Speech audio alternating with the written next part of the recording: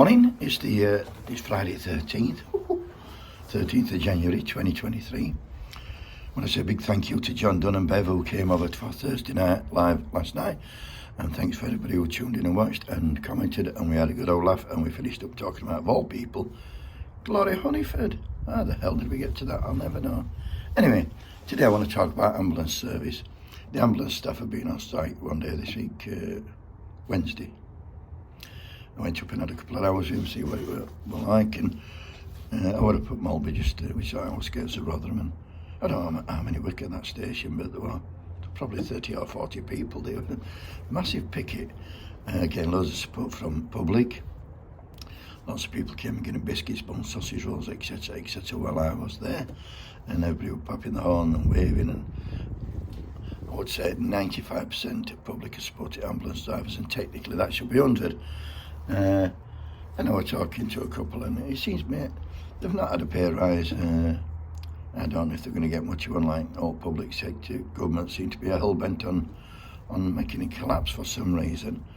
And a lot anyway, more about conditions than money, be fair, because they do 8 and 10 hour shifts, like they might go on at, say, 12 o'clock noon, while 10 o'clock at the night. They get a 999 call off past 9 off the total, well not total, the speed off to the scene of the accident, get the patient in, the casualty in the back of the ambulance, and drive to hospital, hoping to offload that patient into A&E and go home. But it don't work like that. They get to A&E, they might be stuck there 1, 2, 3, 4 hours, so they might be 4 hours late going home. Not good for your social life. How can you plan anything if you say, like, to your partner, put me tea on the table for 10:05, I'll be home. It might be like 2 o'clock in the morning, or 4 hours after you shut, you're going to be home. That's what I'm trying to say.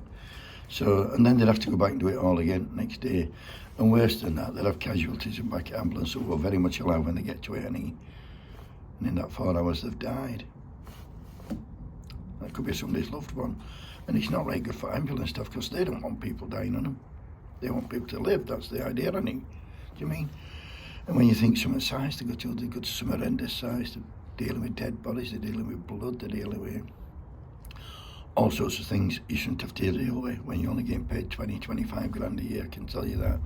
They need more money. And I've never had an ambulance, and I've got to be honest, I do not want one. But I do want to know if I do need one, I can pick phone up, there's going to be one there for me. And they can take me and get me in hospital, but I need to know that. See, the thing with the Tories, they shut all social care down, all council care homes, they were shut down in the last 20 years. So there's a lot of people, elderly people, people who can't look after themselves in hospital, and they're just being cared for, they're not being nursed. There goes my steak. Just being cared for, they're not being nursed, but you can't discharge them because they can't look after themselves, they just come straight back. So hence we've no beds, plus we're 17,000 beds less since Tory's gone in. Do you know what I mean? We're 140 A&Es less than what we had.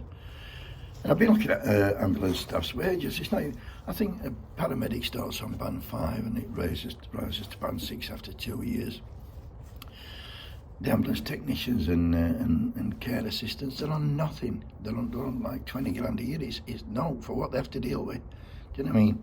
It's like a war zone. Some of the places they go, it's like war zone. You see all these soldiers who've been at home and come back with PTSD. Ambulance men see a lot worse. Ambulance people, not men, see a lot worse. And it's just that people take it for granted that they can deal with it. It's not easy. You don't want to be seeing people's loved ones mangled up and in bits and dying on you. Not about that. And they got targets to meet, like they've got 7 minutes for a life-threatening call. They have 7 minutes to get there, and if they don't get there in that time, people want to know why they didn't get there. I think for an heart attack or a stroke, it takes an hour for them to get there now. And it could be more. Do you know what I mean? So yes, the ambulance staff, can I suggest everybody backs them 100%, not 95, it's not good enough. You never know when you're going to need one, I can tell you that. And what the government are doing to public sector, because by the way, PCS driving examiners on strike today, so big up to them. I've gone on far too long. All I want to say is wakey wakey.